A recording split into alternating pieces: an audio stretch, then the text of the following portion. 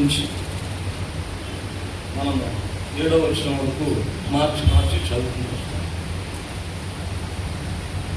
95 నుండి రండి యెహోవాను గూర్చి ఉత్సాహధ్వని చేయుదము, మన రక్షణ దుర్గమును బట్టి సంతోషగానము చేయుదము.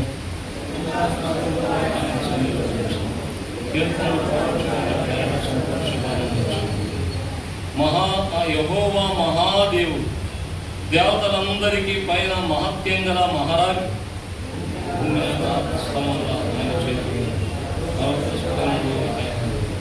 సముద్రం ఆయనది, ఆయన దాని కలగజేసెను. ఆయన హస్తములు భూమిని నిర్మించెను. ఆయన మన దేవుడు, మనం ఆయన పాలించు ప్రజలను ఆయన దేవుడు. రండి అందరం ఖర్చు చదువు. రండి నమస్కారం చేసి సాగిలపడదాము. మనను సృజించిన యెహోవా సన్నిధిని మోకరించు. నేడు మీరు ఆయన మాట అంగీకరించినట్టు ఎంత మేలు. ప్రార్థన చేసుకుంటాం. ప్రేమ కలిగిన మా ప్రభువా, జీవం కలిగిన మా దేవా, సర్వలోక సృష్టికర్త అయిన తండ్రి, మమ్మల్ని పుట్టించిన మా దేవా, మా జీవమునకు మూలమైన దేవా, మా ప్రియమైన తండ్రి, మా విశ్వాసమునకు కర్తమైన మా ప్రభువా, 7 దీపోత్సవముల మధ్య సంచరించు మా దేవా, నీ పాదలకు స్తోత్రాలు స్తుతులు చెల్లించుకుంటూ ఈ ప్రభు దినములో లోకము సాతాను సమాధిని జయించి తిరిగి లేచిన మా ప్రియ ప్రభు దినములో నీ పిల్లలముగా, నీ ప్రజలముగా, నీ రక్తం చేత కడగబడి మా ప్రియమైన తండ్రి, మీ గొర్రెలముగా, మీరు మేపు గొర్రెలముగా, మీ దాసులముగా దేవా, నీ బల చుట్టూ ఒలె మొక్కల వలె చేరి కుడి మోరియాలో దేవా మీ సన్నిధిలో చేరగలిగినట్లు గొప్ప ధన్యతను మీరు మాకు అనుగ్రహించినలకై స్తుతిస్తూ ఆరాధిస్తున్నాం. చేరించి కూడి వచ్చినటువంటి బిడ్డను బట్టి వందనాలు. ఇక్కడ కూడా దీపస్తంభాన్ని వెలిగించిన నాటి నుండి నేటి దినం వరకు కూడా ప్రభు ఆరిపోకుండా కాపాడుతూ భద్రపరిచి నీ ప్రజలు మీరు ఆకడ కొరకై సిద్ధపరుస్తున్నా మీ ప్రేమంతటిని బట్టి నీకు వందనాలు తెలుసుకుంటున్నాను. జీవన తండ్రి, ఆరాధించడం కొరకై ఆయా ప్రాంతం నుండి అనగా దూరం నుంచి దగ్గర నుంచి మరి మా ప్రభు తీసుకుని వచ్చిన నీ పిల్లలు బట్టి నీకు వందనాలు. ముందుగా వచ్చిన వారిని బట్టి నీకు వందనాలు. రావాల్సినటువంటి వారిని కూడా తలబెట్టి మీ సన్నిధిలోకి నడిపించమని ప్రార్థిస్తున్నాం. దేవా, జ్ఞాపకం చేసుకో. ఉన్నటువంటి దరిదాసులు ఆయన మా తండ్రి, మరి అన్న జోయలన్న గారిని బట్టి నీకు వందనాలు. అక్కగారు వారి పిల్లలు బట్టి, వృద్ధాప్యంలో ఉన్నటువంటి తల్లి గారిని బట్టి నీకు వందనాలు. మా ప్రియమైన తండ్రి, చేరి కూడి వచ్చిన బిడ్డలందరినీ బట్టి స్తుతిస్తూ ఆరాధిస్తున్నాం. చదువుకున్నటువంటి భాగమును నీ ప్రజలంటున్న వారికి అర్థమయ్యేలాగున బోధించు, అర్థమయ్యేలాగున వివరించు. శిలువ చాటున యోగదాసుని మరుగు చేయము. ప్రార్థిస్తూ సహాయం కోరుకుంటూ కనబడని చీకటి శక్తులను, సాతాను శక్తులను నజరేడైన యేసుక్రీస్తు నామములో బంధించమని ప్రార్థిస్తున్నాం. సంఘంలో మాకు ఇచ్చిన అధికారాన్ని బట్టి వారిని బంధించమని వేడుకుంటున్నాం. దేవా, సహాయం చేయమని మీ కృపాహస్తాలకు మమ్మల్ని అప్పగించుకుంటూ వందనాలు చెల్లించుకుంటూ యేసుక్రీస్తు వారి పరిశుద్ధ నామములో ప్రార్థించి వేడుకుంటున్నాం తండ్రి.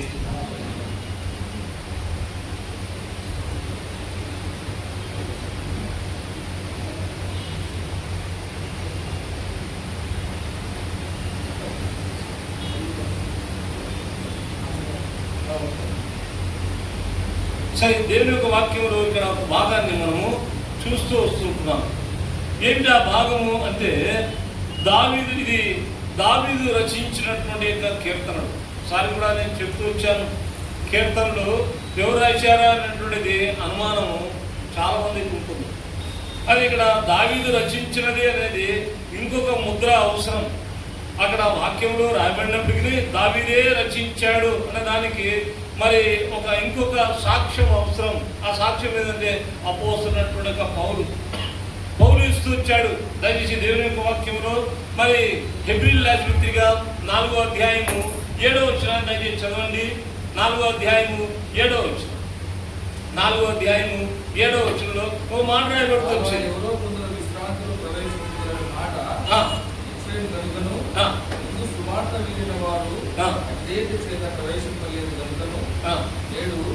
మీరు ఆయన మాట వినిన ఎడలా మీ హృదయంలో పెట్టిన పడుతున్నప్పుడని వెనుక చెప్పబడిన ప్రకారం ఇంతకాలమైన తరువాత దావీదు గ్రంథంలో నేడని ఒక దినము నిర్ణయించుకున్నాడు. ఇది ఎవరు రాశారు? హెబ్రీ రాసిన పత్రిక ఎవరు రాశారు? పౌలు రాశారు. పౌలు దేని గురించి ఆ ప్రసంగంలో, ఆ వాక్యంలో మరి ఏమి రాసి చూస్తున్నాడంటే ఆయన దావీదు రచించినటువంటి గ్రంథం అంటే దావీదు రచించినటువంటి గ్రంథాన్ని ఆయన దావీదు కీర్తనలు. మరి ఇది ఆయన కూడా ఆయన ముద్ర, ఆయన కూడా సాక్ష్యం. ఆయన అందుకనే ఇది స్వచ్ఛమైనది, ఇది స్వచ్ఛమైనది, ఇది నిజమైనది. ఆయన నిజము కానిది కాదు, నిజము కానిది అబద్ధం. అయితే ఇది నిజం, ఇది రాయబడినటువంటి సత్యం. అందుకని దేవుని యొక్క వాక్యంలో దావీదు అనుభవపూర్వకంగా రాసినటువంటి మాట ఏదంటే, దేవుని యొక్క వాక్యంలో 95వ అధ్యాయంలో 1వ వచనంలో తాను అంటూ వస్తున్నాడు, రండి యెహోవాను గురించి ఉత్సాహాన్ని చేయుదాం. ఎవరంటున్నాడంటే దావీదే అంటున్నాడు, దావీదు అంటున్నాడు. అది ఎక్కడ చూసినా చూడండి, మనం ఎక్కడ చూసినా రమ్మని వాళ్ళు ఎవరైనా ఉన్నారా? ఉద్యోగం దగ్గరికి పోతే పొండి అంటారు, ఇంకా వేరే స్థలాల్లో వెళ్ళినప్పుడు పొండి అంటారు. కానీ ఎక్కడ కూడా స్కూళ్ళ దగ్గరికి వెళ్ళండి, మరి ఎక్కడికి వెళ్ళినా మనం చేర్చుకునే వాళ్ళు లేరు. రచించినటువంటి గ్రంథాన్ని దావీదు కీర్తనలు. మరి ఇది ఆయన కూడా ఆయన ముద్ర, ఆయన కూడా సాక్ష్యం. ఆయన అందుకనే ఇది స్వచ్ఛమైనది, ఇది స్వచ్ఛమైనది, ఇది నిజమైనది. ఆయన నిజము కానిది కాదు, నిజము కానిది అబద్ధం. అయితే ఇది నిజం, ఇది రాయబడినటువంటి సత్యం. అందుకని దేవుని యొక్క వాక్యంలో దావీదు అనుభవపూర్వకంగా రాసినటువంటి మాట ఏదంటే, దేవుని యొక్క వాక్యంలో 95వ అధ్యాయంలో 1వ వచనంలో తాను అంటూ వస్తున్నాడు, రండి యెహోవాను గురించి ఉత్సాహాన్ని చేయుదాం.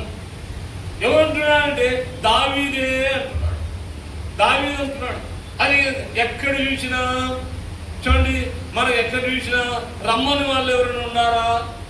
ఉద్యోగం దగ్గరికి పోతే పొండి అంటారు, ఇంకా వేరే స్థలాల్లో వెళ్ళినప్పుడు పొండి అంటారు. కానీ ఎక్కడ కూడా స్కూళ్ళ దగ్గరికి వెళ్ళండి, మరి ఎక్కడికి వెళ్ళినా మనం చేర్చుకునే వాళ్ళు లేరు, మనల్ని అసహించుకునే వాళ్ళు ఉన్నారు. అందుకనే ప్రభు ముందుగానే చెప్పినాడు, లోకంలో దేశించిన కనుక మిమ్మల్ని కూడా, అది ప్రభువే చెప్పిన మాట. అందుకనే దేవుని యొక్క వాక్యం చూస్తే రండి రండి. అక్కడ దేవుని యొక్క సన్నిధానం 2 సార్లు 7వ వచనంలో కూడా అదే మాట అంటున్నాడు, రండి నమస్కారం చేసి సాగిపోదాం. అది ఎక్కడ రావాలి, ఎక్కడ రావాలి అంటే దేవుని మందిరానికి, దేవుని మందిరానికి. అందుకనే దేవుని యొక్క వాక్యంలో మరి కొన్ని పర్యాయాలు దావీదుకే ప్రజలు కూడా అంటూ వచ్చిన మాట ఒక మాట ఉంది. అది ఎక్కడ? కీర్తన 122వ అధ్యాయము 1వ వచనంలో ఒక మాట కనబడతారు. దయచేసి చదవండి. యెహోవా మందిరమునకు వెళ్ళుదామని జనులు నాతో అనినప్పుడు తను సంతోషించినాడు. చక్రవర్తి అయినప్పటికీ, రాజు అయినప్పటికీ ఆయనకి ఎన్నో పనులు ఉన్నాయి, ఆయన ఎన్నో కార్యాలు ఉన్నాయి. అయితే దేవుని మందిరాన్ని ఎక్కువగా మక్కువతో, ఎక్కువగా అమితముగా ప్రేమించినటువంటి వ్యక్తి దావీదు. అది దావీదు ప్రజలందరూ దేవుని మందిరానికి వెళ్ళుదాము రండి అంటే సంతోషమైందంట, ఆయన ఉల్లాసమైంది. దేవుని మందిరానికి వెళ్ళాలి వెళ్ళాలి అని.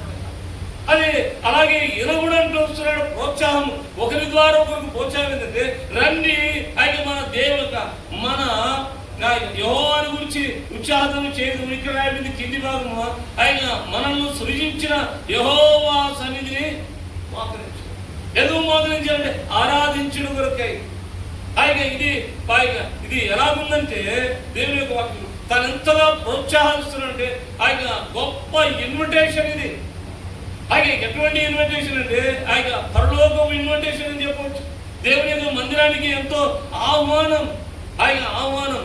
ఒక మాట చెప్పాలంటే దేవుని యొక్క మందిరానికి మనకు ఇతరులు ఆహ్వానించేది కాదు, కానీ మనలో నుండి ఆహ్వానం.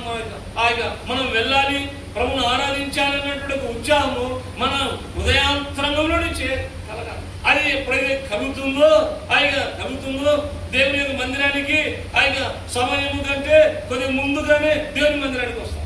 దేవుని అంటే మన పనుల కంటే ఆయన ఉద్యోగం కంటే ఆయన మన ప్రియుల కంటే దేవుని సన్నిధిని ప్రేమించి ఆయన పరిగెత్తుకొని దేవుని సన్నిధికి వచ్చేవారంగా ఉంటాం.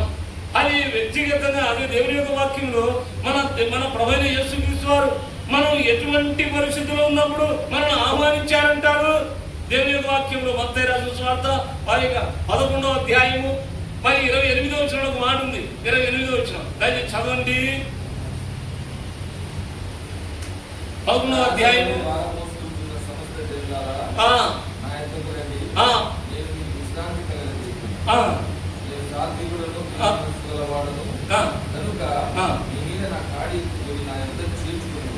చూసారా ఎటువంటి గొప్ప ఆహ్వానమో దేవుడు మనల్ని ఆహ్వానిస్తున్నాడు. ఆయన ఎవరిని ఆహ్వానిస్తున్నాడు? ప్రయాసపడినటువంటి భారం మోసుకున్నటువంటి మనల్ని ఆయన ప్రభువైన యేసుక్రీస్తు వారు ఆహ్వానించి నెమ్మదించినటువంటి పరిస్థితి. అయితే ఇంకా మనం ఎటువంటి పరిస్థితిలో ఉన్నామంటే ఎఫెసీయులకు రాసిన పత్రిక 2వ అధ్యాయము 12, 13 వచనంలో కూడా ఒక భాగం అక్కడ రాయబడింది. 2వ అధ్యాయము 12, 13 వచనం.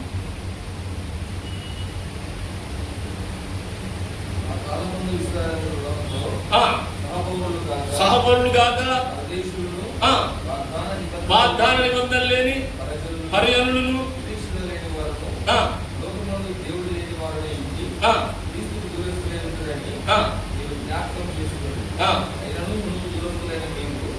నువ్వు దూరస్తులైన మీరు చూసారా దేవుని యొక్క వాక్యం మనం దూరంగా ఉన్నటువంటి ప్రజలు దూరస్తులైనటువంటి మనల్ని సమీపస్తులుగా చేసుకున్నటువంటి దేవుడు. అయితే ఇంకా 2వ అధ్యాయం 1 చూస్తే పాపం చేతను అపరాధముల చేతను చచ్చినటువంటి వారు మనం. అయితే అటువంటి ప్రజలమైనటువంటి మనము ఆయన దేవుని యొక్క వాక్యం చూస్తున్నాం. దేవుడు మనను పిలుస్తూ ఉంటున్నాడు. ఆయన చేరదీసుకున్నట్టుగా మనము ఆయన ఒకరి ప్రోద్బలం కానీ ప్రోత్సాహం కాకుండా దేవుని మనకు మనమే ప్రోత్సహించబడిన వారమై దేవుని సన్నిధిలోకి వచ్చి మనం ఆరాధించాలి. ఎప్పుడు కూడా దేవుడు అడిగేది ఆరాధన కొడుతూ వస్తున్నాడు. చూడండి దేవుని యొక్క వాక్యంలో మార్క్స్ వార్త 5వ అధ్యాయము ఒక మాట 33వ వచనంలో 32వ వచనంలో ఒక మాట చూడండి. 5వ అధ్యాయము మార్క్స్ వార్త 32వ వచనం.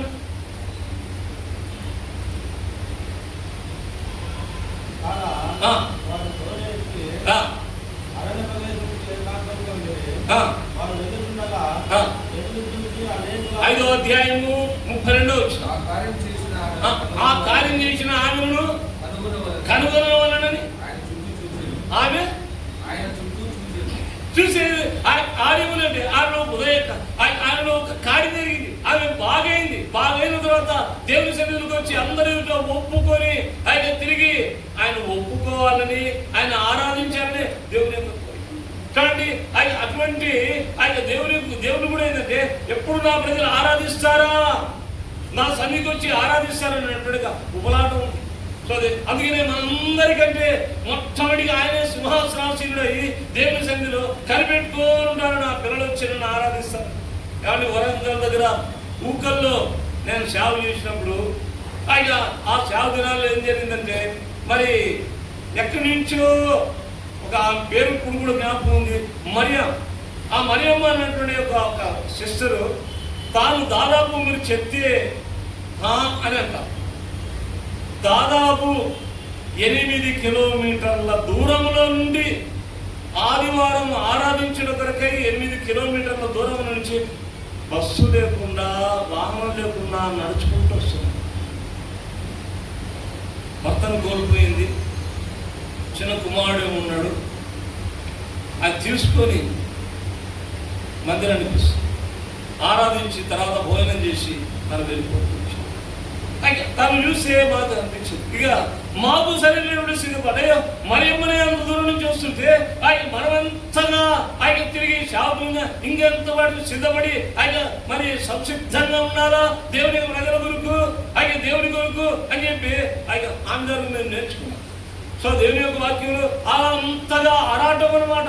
దేవుని సన్నిధిలోకి వచ్చి ఆయన కూడా బిగ్గరగా ఆరాధించేది బిగ్గరగా. సో అలాగా ఈ ఉదయకాలం దేవుని యొక్క సన్నిధిలో మరి ఆ గొప్ప ఆహ్వానము దావీదు పిలుస్తూ ఉంటున్నాడు. రండి రండి మన దేవుని ఆయన ఉత్సాహంతో మన యెహోవాను గురించి ఉత్సాహగానము చేయదము, మనం మన దేవుణ్ణి ఆరాధించదము. దేవుని యొక్క వాక్యంలో రాయబడింది, రండి యెహోవాను గురించి ఉత్సాహం చేయదము, మన రక్షణ గురించి మన రక్షణ దుర్గమును బట్టి మన ఆరాధించడానికి ఏమిటి అవసరం అంటే ఆయన దేని బట్టి ఆరాధించాలంటే మన రక్షణ దుర్గమును బట్టి. ఆయన మన ప్రభువైన యేసుక్రీస్తు వారు మనకు ఏమై ఉన్నాడు అనే దాని గురించి ఆరాధించాలి, ఏం చేశాడనే దాని గురించి ఆరాధించాలి. దేవుని మందిరానికి వచ్చాం, దేవునికి స్తోత్రం. ఇప్పుడు ఆరాధించాలి, దేని గురించి ఆరాధించాలంటే మన దేవుడు ఆయన రక్షణ దుర్గమైనటువంటి దేవుడు. రక్షణ దుర్గము, దుర్గము అనేది ఇంగ్లీష్ ఏమో రాబడింది ఏమండి, సాల్వేషన్ ఆఫ్ రాక్. చూడండి ఇంగ్లీష్ లో rock of salvation. Second, rock అంటే ఏంది? బండ. రాక్ అంటే బండ, దాన్ని తెలుగులో శైలము, దుర్గము, దుర్గము అంట. అది దేవుని యొక్క వాక్యంలో మన దేవుడు ఆయన ఎటువంటి బండ అంటే రక్షణ బండ, రక్షణ దుర్గమైనటువంటి బండ అనేది మనం చూస్తుంటున్నాం. అందుకనే ఆ బండ ఎవరు అనేది మనకు తెలుసు. దేవుని యొక్క వాక్యం 1వ కొరింథీయుల పత్రిక 10వ అధ్యాయము 4వ వచనంలో మాట చదవండి. 1వ కొరింథీయుల పత్రిక 10వ అధ్యాయము 4వ వచనం. అందరూ ఆత్మ సంబంధమైన ఒకే పానీయం పానం చేసిరి, తమ్మును వెంబడించిన ఆత్మ సంబంధమైన బండలోనిది త్రాగిరి. ఆ బండ క్రీస్తే. ఆ బండ ఎవరంటే, ఆ రాక్ ఎవరంటే, ఆ దుర్గం ఎవరంటే పైగా ఆ రక్షణ మనకు ఎవరంటే మన దేవుడు రక్షణ దుర్గం. ఆ బండ ఎవరంటే, ఆ దుర్గం ఎవరంటే ప్రభువైన యేసుక్రీస్తు వారు మనకు రక్షణ దుర్గంగా, దుర్గమును బట్టి మనకు ఏమి ఇచ్చాడు మన దేవుడు అంటే మనకు రక్షణ ఇచ్చాడు. అది ఈ బండ మనకు రక్షణ బండగా ఉంది. అది దేవుని యొక్క వాక్యంలో మన ఈ రక్షణ బండ మనకు రక్షణ ఇవ్వడానికి కొరకై ఏమై ఉన్నాడు అని అంటే ఆయన కల్వరి శిలువలో పగలగొట్టబడుతూ వచ్చాడు, వెరగొట్టబడుతూ వచ్చాడు, నలగొట్టబడుతూ వచ్చాడు, పట్టబడుతూ వచ్చాడు. దానికి దేవుని యొక్క వాక్యంలో యెషయా గ్రంథం 53వ అధ్యాయం 10వ వచనం ఒక మాట చదవండి. యెషయా గ్రంథం 53వ అధ్యాయం 10వ వచనం.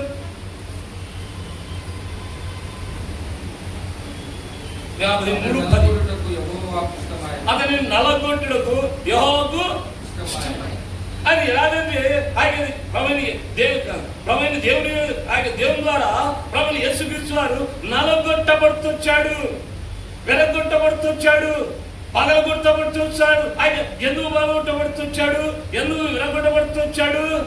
ఆయన సెలవులో ఒకసారి మనకు ఒక అనుమానం కలుగుతారు. ఏమంటే దేవుని యొక్క వాక్యంలో మరి చూడండి, ప్రభువైన యేసుక్రీస్తు వారు అరణ్యంలో ఆ దినాల్లో మరి ఆ మోషే సర్పమును ఎలాగో ఎత్తెనో అలాగే ప్రభువైన యేసుక్రీస్తు వారు కూడా ఎత్తబడినట్లుగా ఎక్కడుందండి? 3వ అధ్యాయము 14వ వచనం. 13 చదవండి. 14 చదవండి. యోహాను సువార్త 3వ అధ్యాయము 14వ వచనం. అరణ్యములో మోషే సర్పమును ఎలాగో ఎత్తెనో అలాగే విశ్వసించు ప్రతివాడును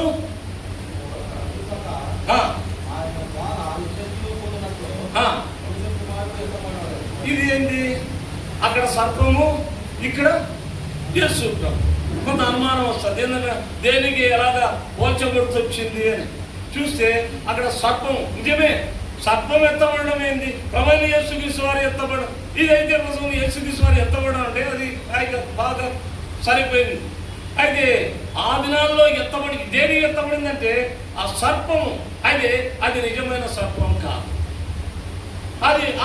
అది నిజమైనటువంటి మరి పాము కాదు. అది దేంతో చేయబడింది?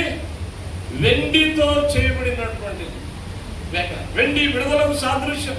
అది అలాగే ఈ వెండితో చేయబడినటువంటి విగ్రహం, అందులో అది విగ్రహమే కానీ అందులో జీవము లేదు. ఆయన జీవం లేనటువంటి కేవలం విగ్రహం మాత్రమే. ఇక ప్రభైన యేసు చూసండి, ఆయన అందులో ఆయన మరి అలాగే విషయం కూడా లేదు. ఆయన కేవలం సర్పం యొక్క ఆకారమే జ్ఞాపకం చేసుకోండి. అది ఆకారం. అలాగే ప్రభైన యేసుక్రీస్తు వారు కూడా శిలువలో ఎత్తబడుతొచ్చాడు. అయితే శిలువలో ఎత్తబడినటువంటి ప్రభైన యేసుక్రీస్తు వారు చూస్తే ఆయన శరీరంలో శరీరం ఎలాంటిది? పాప శరీరాకారము. ఆకారం మాత్రం పాప శరీరాకారమే గాని ఆయనలో ఏం లేదు, పాపం లేదు. ఆయన పాపం చేయడు. ఆయన తిరిగి ఆయన పాపమును ఎప్పుడు కూడా ఆయన మరి చేయలేనటువంటి పని. మరి అందుకనే యేసు ప్రభు నాలో పాపం ఉన్నదని మీలో ఎవరు స్థాపించగలడని చెప్పి సవాల్ చేస్తూ వచ్చాడు. అందుకనే యేసు ప్రభు ఆయన ఎత్తబడుతొచ్చాడు కానీ ఆయన పరిశుద్ధమైనటువంటి దేవుడుగా ఆయన ఆకారం మాత్రం పాప శరీరాకారమే కానీ ఆయనలో పాపం లేదు. అలాగే అందుకనే ఆయన అలాగా పోల్చబడుతూ ఆయన దేవుని యొక్క వాక్యం రాయబడుతూ వచ్చింది. ప్రభు యేసుక్రీస్తు వారు శిలువలో మన కొరకు నలగొట్టబడుతొచ్చాడు, ఆయన విరగొట్టబడుతొచ్చాడు, పగలగొట్టబడుతొచ్చాడు. అందుకని దేవుని యొక్క వాక్యంలో మాట రాయబడింది. దయచేసి చదవండి. యోహాను సువార్త 19వ అధ్యాయము, యోహాను సువార్త 19వ అధ్యాయం 34వ వచనం.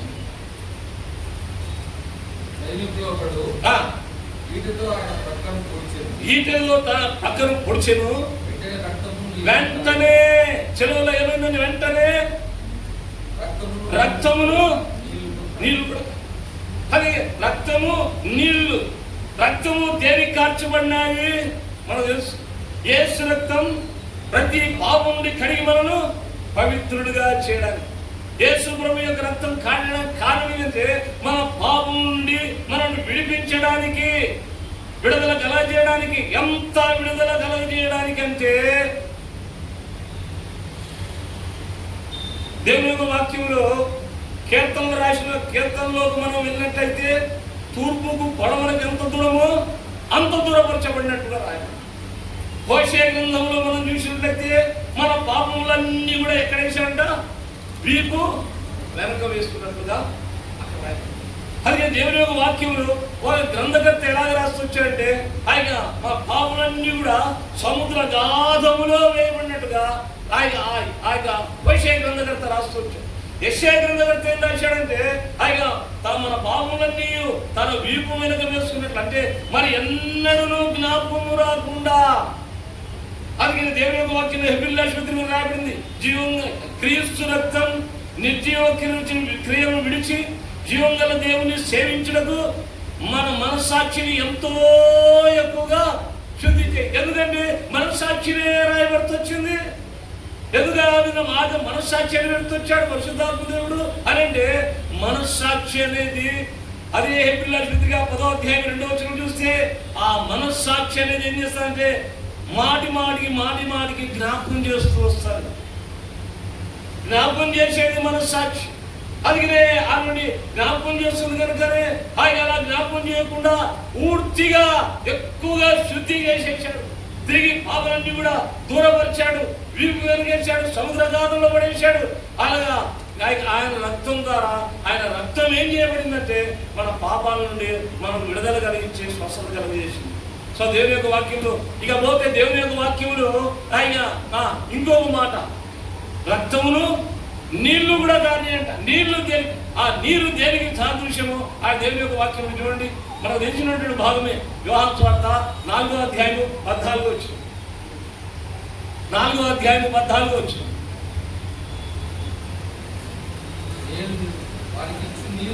వారికి ఇచ్చిన నీళ్లు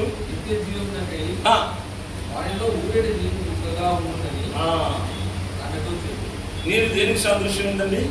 నిత్య, ఒక మాట చెప్పాలంటే జీవానికి, నిత్య జీవాన్ని.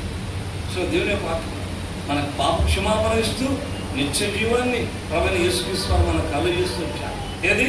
ఈ రక్షణ బండగా ఉన్నటువంటి మనం, అలాగే ఈ రక్షణ దుర్గంగా ఉన్నటువంటి కనుక ఈ ఉదయకాలం ఇటువంటి ఆ యొక్క రెండంతలు కలిగినటువంటి ఆశీర్వాదాన్ని, రెండంతలు కలిగినటువంటి మేలు మనకు దయచేసినటువంటి మన దేవుణ్ణి మనం ఆరాధించాలి. ఆయన మనము ఆయనను ఘనపరచాలి. రెండవదిగా ఈ యొక్క దుర్గం ఎలాంటిదో రెండవ దుర్గాన్ని గురించి చూద్దాం రండి. కీర్తన 94వ అధ్యాయము 32వ వచనం, 22వ వచనం. ఎత్తైన కోట, నా దేవుడు నాకు ఆశ్రయమా. ఏ దుర్గం అండి? ఆశ్రయం దేనికి చూపిస్తుంది? ఎటువంటి పరిస్థితుల్లో ఆశ్రయము జ్ఞాపకం చేస్తుంది. ఆశ్రయం అనేది ఆయన ఈ దుర్గము, ఈ బండ ఎలా ఉందంటే ఆయన మనకు గాలి వాన తగలకుండా ఆశ్రయ దుర్గంగా మనం రక్షించబడిన తర్వాత మన విశ్వాస జీవితంలో ఎన్నో ఆటుపోట్లు, ఆయన ఎన్నో కష్టాలు, శోధనలు, నష్టాలు, అవమానాలు ఇవన్నీ కూడా ఆయన గాలి వాళ్ళ చేత మనం పట్టుకున్నటువంటి ఈ దగ్గర లేవా అని మనం ఎవరైనా కానీ చెప్ప.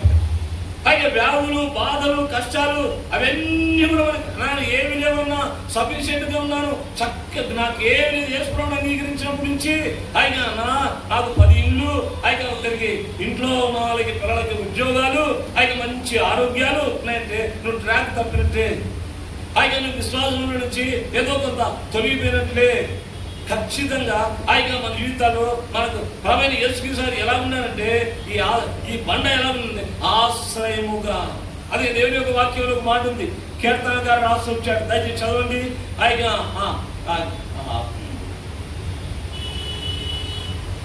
46వ అధ్యాయము, కీర్తన 46వ అధ్యాయము 1వ వచనం, 1-2 వచనం, దయచేసి చదవండి. 1-2 వచనం. దేవుడు మనకు ఆశ్రయమును దుర్గమునై ఉన్నాడు, ఆపత్కాలములో ఆను నమ్ముకొనదగినంత, మనంత నమ్ముతామో అంత నమ్మదగిన సహాయం ఆపదలలో.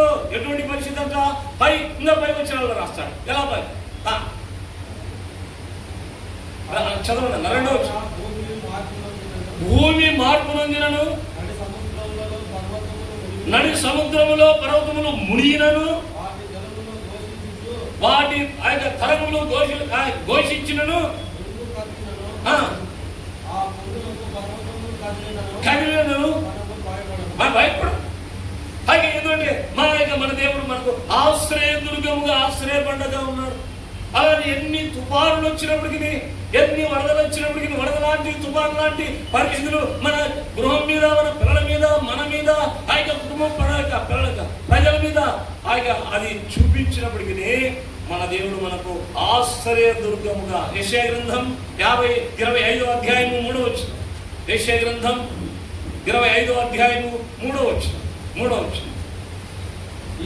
ఊపిరి గోడకు తగిలిన గాలి వానవలే ఉండగా నీవు బీదలకు శరణ్యముగా ఉంది.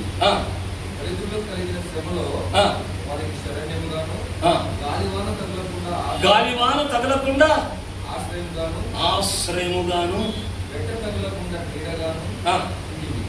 ఎలా ఉన్నాడు? గాలివానలు తగలకుండా ఆశ్రయం. అయితే ఇది ఆశ్రయ కలిగినటువంటి బండ. ఈ ఆశ్రయ కలిగినటువంటి మరి ఆయన రక్షణ బండలే కాకుండా ఆయన దేవుని ఆశ్రయ బండ మనది. ఆశ్రయ బండగా ఉండి ఆయన మనల్ని ఆయన కాపాడుతూస్తున్నటువంటి దేవుడు, మనల్ని సంరక్షిస్తున్నటువంటి దేవుడు. కీర్తనలు 34వ అధ్యాయము 4వ వచనం. కీర్తనలు 34వ అధ్యాయము 4వ వచనం.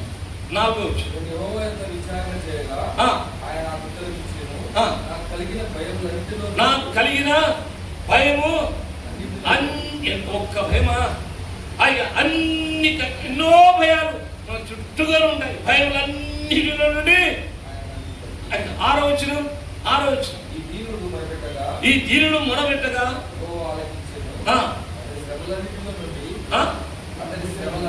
శ్రమలన్నీ, ఎన్నో శ్రమలు, భయాలు, ఎన్నో భయాలు. చూసారా? ఎన్నో భయాలన్నిటిలో నుండి, శ్రమలన్నిటిలో నుండి మనడు కావాలి.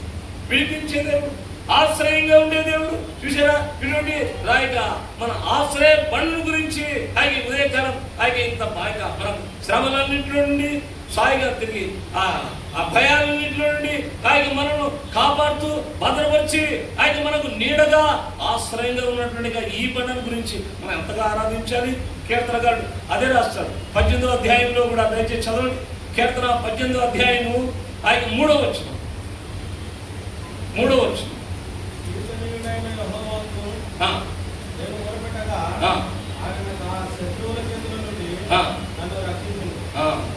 శత్రువుల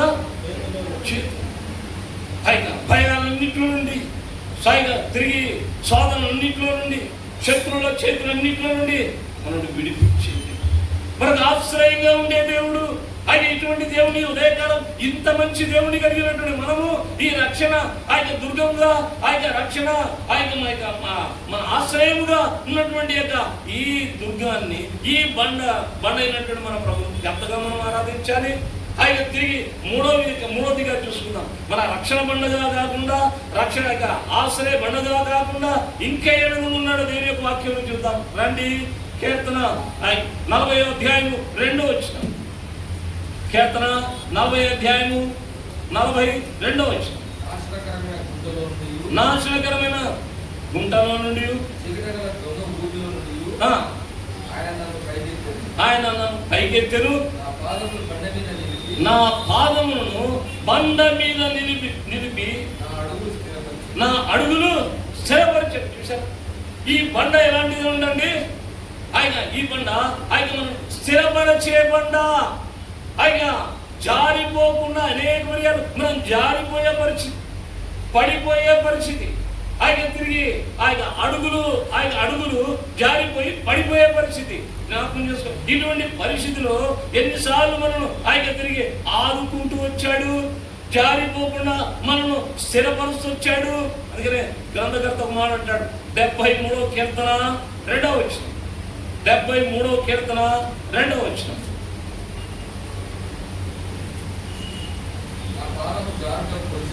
నా పాదము జారుటకు కొంచెమే తప్పింది. నా అడుగులు జార అంటే ఏందంటారు? అడుగులు అంటే ఏందంటారండి? అడుగులు దేనికి సాదృశ్యం? మన యొక్క నడవడికను చూపిస్తుంది. ఆయన మన నడవడికను చూపిస్తుంది. అందుకనే చాలా మనం దేవుని యొక్క వాక్యం ధ్యానిస్తుంటే చెప్తూ వస్తాం. ఇప్పుడు ఆయన మరియా విషయం తీసుకున్నాం. మరియా ఆయన తన అడుగు జారలేదు. ఎందుకంటే భర్తగా చేయబడినటువంటి యేసేపు విడిచిపెట్టబడ్డాడు. ఇప్పుడు ఆయన కడుపులో ఎవరున్నారు? యేసు ప్రభు ఉన్నాడు.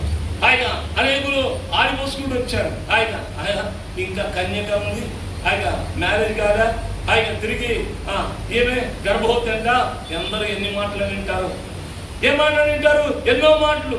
ఆయన ఏమే అడుగు జారిందండి. కథ ఇప్పుడు కాదు, పాత మాట. ఆమె అడుగు జారిందండి అని అంటే, అమ్మాయి అడుగు జారిందని అంటే ఏదో తప్పు చేసిందండి. ఏం తప్పు చేసింది అంటే ఇలాగా మాట్లాడుతూ ఎన్నో అవమానాలు మన జీవితాల్లో ఎన్నో ఆయన ఇటువంటి అడుగు జారినటువంటి పరిస్థితుల్లో ఎన్నేక మనం జారిపోకుండా ఆయన పడిపోకుండా మనము స్థిరపరిచినటువంటిగా మన దేవుడు ఈ బండ ఆయన స్థిరపరిచే బండ. ఆయన ఇటువంటి అనుభవంతో ఆయన తిరిగి హన్న ఆరాధిస్తూ వచ్చింది. ఎక్కడ? దాని 1వ సమూయేలు గ్రంథం 2వ అధ్యాయము 2వ వచనంలో తానేమంటున్నాడు చూడండి. 2వ అధ్యాయము 2వ వచనం. యెహోవా వంటి పరిశుద్ధ దేవుడు ఎక్కడనూ లేడు, నీవు తప్ప మరి ఏ దేవుడును లేడు. 9వ వచనంలో ఎందుకంటే ఆ విధంగా తను ఆరాధిస్తూ వచ్చింది. 9వ వచనం. తన భక్తుల యొక్క పాదములు త్రొట్టిల్లకుండా చూసారా? ఆయన ఈ మహాదేవుడు, ఈ మహాపరిశుద్ధమైనటువంటి దేవుడు, ఇటువంటి దేవుడు ఎక్కడ లేడని చెప్పి తన అనుభవంగా ఆరాధిస్తూ 9వ వచనంలో తనంటుంది తన భక్తుల యొక్క పాదములు జారకుండా. ఆయన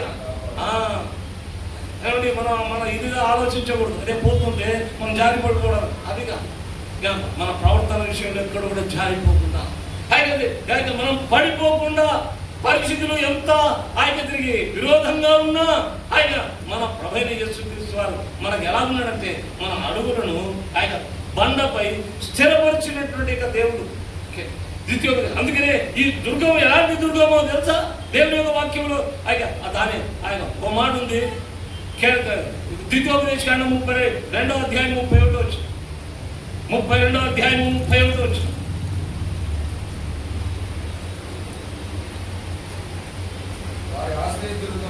వారి ఆశ్రయదుర్గం మన ఆశ్రయదుర్గం వంటిది. అంటే ఆరి ఆశ్రయదుర్గం ఉంది, బండలు ఉన్నాయి, అది జారిపోయే బండ, అది ఆశ్రయం ఇచ్చే బండలు కాదు. వారి ఆశ్రయదుర్గం మన ఆశ్రయదుర్గం వంటిది కాదు. మన ఆశ్రయదుర్గం అంటే స్థిరపరిచేది ఆయన స్థిరమైనటువంటి ఆయన బండ మనది. దయచేసి చూడండి, ఆయన దేవుని యొక్క యెషయా గ్రంథం 28వ అధ్యాయం 16వ వచనంలో ఒక మాట మనం చూస్తాం. యెషయా గ్రంథం 28వ అధ్యాయం 16వ వచనం.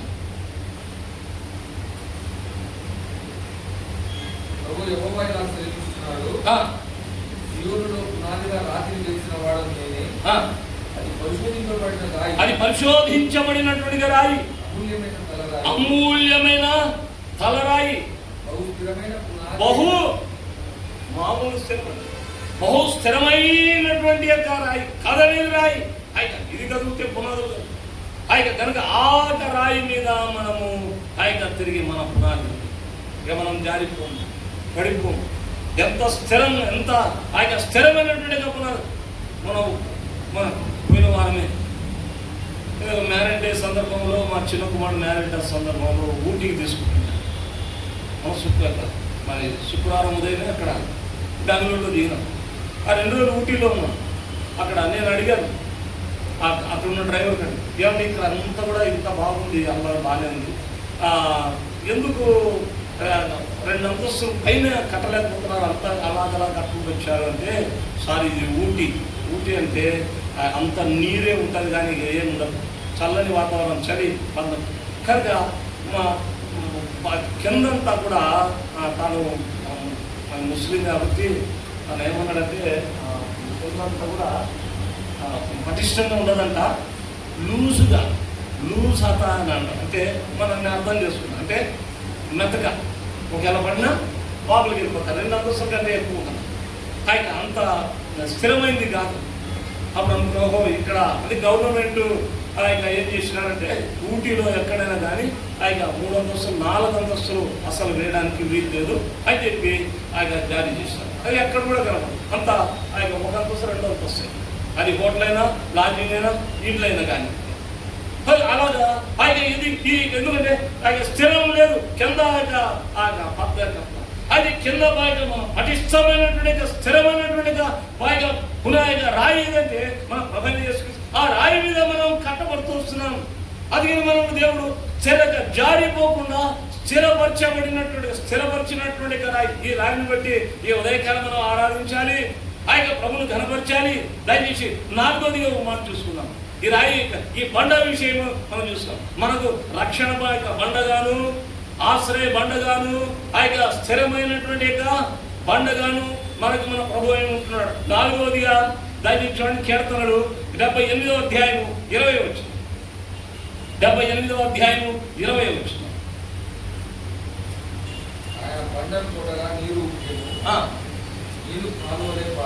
నీళ్లు కారువలే పారెను,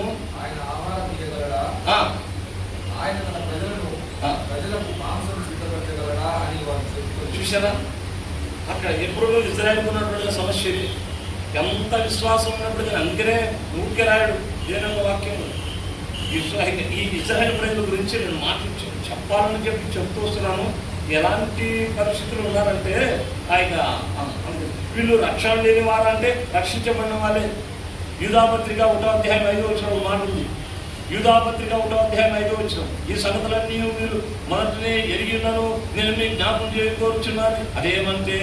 అదేమనగా ప్రభు ఐగుప్తుల నుండి ప్రజలను రక్షించినను వారిలో నమ్మకపోయిన వారు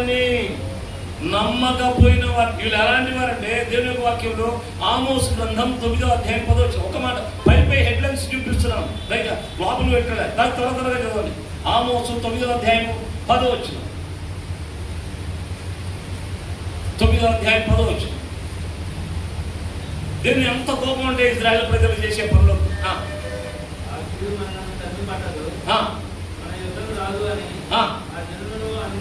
నా జనులలో అనుకును ఎవరండి ఈ పాపత్తులు? ఎవరు? నా జనులలో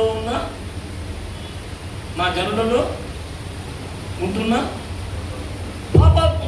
అరే నమ్మని వాడినే పాపాత్ములు అంటున్నాడు. అందుకనే ఆ అధ్యాయం మీరు ఇంటికి వెళ్ళి చదివితే ఇజ్రాయెల్ వాళ్ళు, అయ్యో ఇజ్రాయెల్ కూషు దేశం అంటే కూషు దేశాన్ని సమానమైనటువంటి వారు అంటాడు. అదే కూషు దేశస్తులు అంటే ఐగుప్తీయులు లోకస్తులు ఇజ్రాయెల్ వల్లే అయినాడు సమానమైన.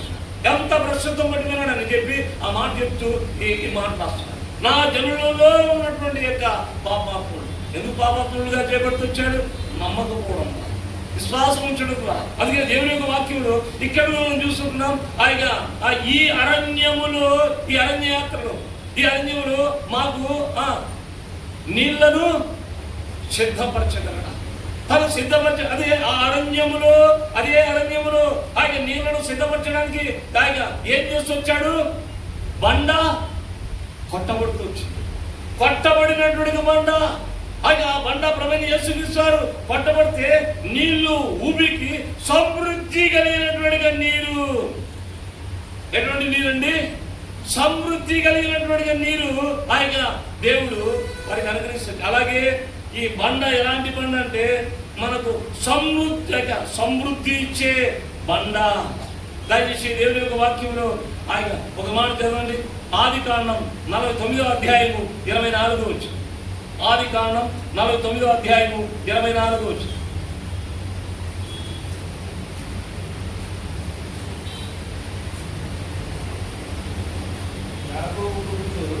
యాకోబు వంతు పరాక్రమశాలి అయిన వాని హస్తబలం వలన అతని విల్లు బలమైనది.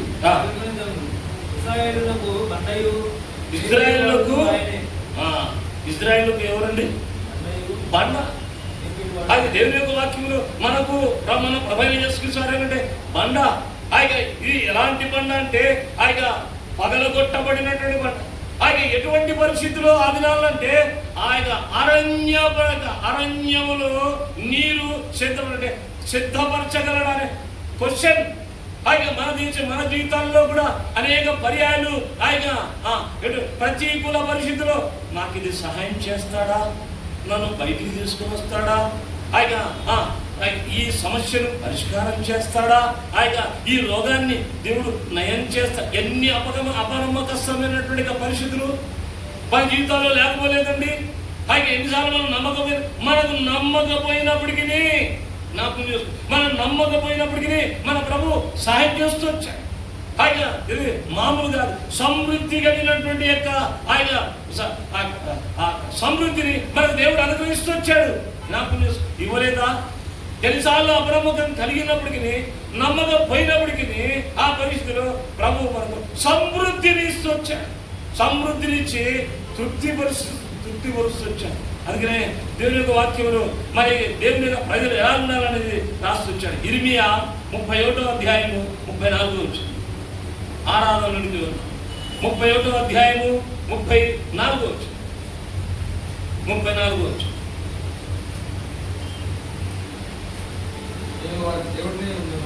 నేను వారికి దేవుడినై ఉందును, వారు నాకు జనులు. వారు మరి ఎన్నడూను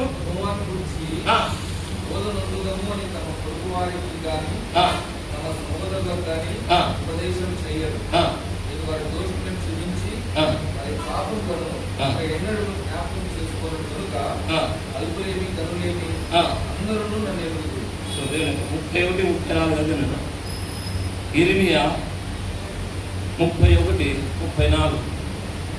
అది కాదు సమృద్ధి. నా ప్రజలు సమృద్ధిని అనుభవించరు.